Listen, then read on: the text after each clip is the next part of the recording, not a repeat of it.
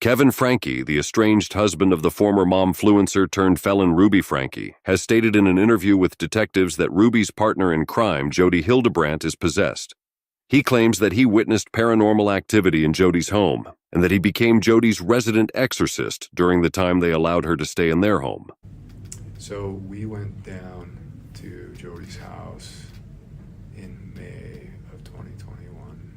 That was the first time I'd ever been there. And it blew my mind, as I'm sure you have walked in there and gone, how does a therapist live like this? Like, didn't make sense to me. But we were there, and she opened up and talked about, her struggles and what was going on. And I gotta say, like, I'm a smart guy. I'm an engineer. I've designed and helped build some really big stuff. I've been a college professor. I can't explain some of the stuff that happened while we were there. Like crashes in the basement while we were talking upstairs, and plates like in the kitchen just flying off by themselves, like full speed, smashing on the wall and falling to the floor like by themselves. I can't explain it, but I saw it with my own eyes, and I don't have any way to explain it other than there's some crazy shit going on. Ruby was convinced that we could intervene and help Jody. I didn't want a thing to do with it. I tried to get her bishop involved and say, hey, go to the priesthood and the church and all that stuff. Just go to your support network. But Ruby continued to be like, no, we can help. Like, she doesn't want that. Could you imagine like what happened to her reputation if this got out and stuff? Let's help her.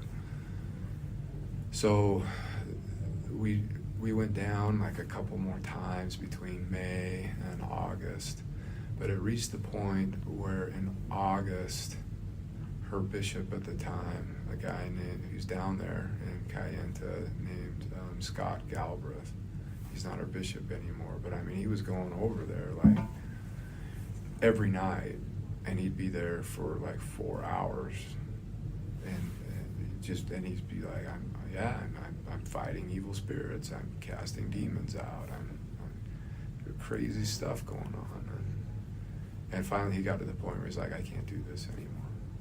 Like, there needs to be some sort of resolution. It was at that point that they said, why don't you take her up to your house? And I was like, oh, hell no. I don't want this in my house. But I was beaten over the head with it. Like, that's really insensitive. She's done so much to help our family, and you're being selfish, and she has needs, and come on, like, it won't be for long. And so I relented, and I was like, okay, actually, this could kind of be fun. Let's just make it fun, and we'll, like, she needs a vacation, so we'll just go take drives up the canyon and stuff like that. And it turned into just like crazy house.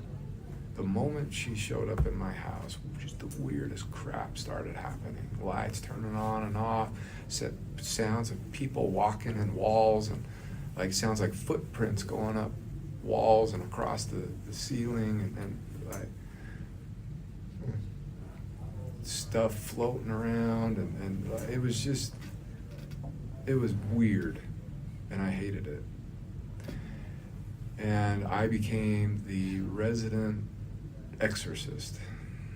That was the title I came up with myself. I thought it was kind of funny, but it was my job to like go and give her blessings whenever she started to like go into a trance and go into possession, and which started to be a lot.